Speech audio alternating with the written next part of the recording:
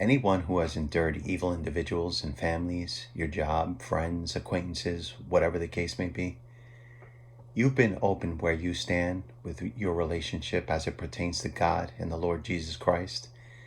And they didn't take it serious, or they would mock or joke about it.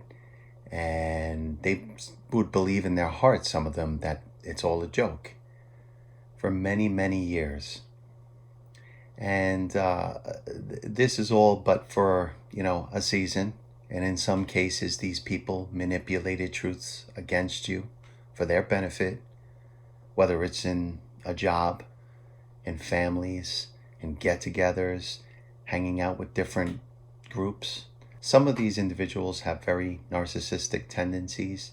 They have destroyed relationships all around them. And so they gravitate towards you because they have to control people. It's their nature. And it is much easier to try to control the person who strives to follow God and do the right thing. And this is because they mistake humility for weakness in many cases. And you have moved on from these people, whether it is mentally, you forgive them, or physically, cutting them communication from them. In some cases, you cannot because they are in your families and they try to implement themselves in your life still. They are always like showing up. You're not reaching out, they just show up. They disappear, but then they reappear, usually at their own convenience, whether they are in town for their own personal reasons. It could be job related, whatever the reason is for them. The Lord wants us to forgive them. That's the important thing to remember.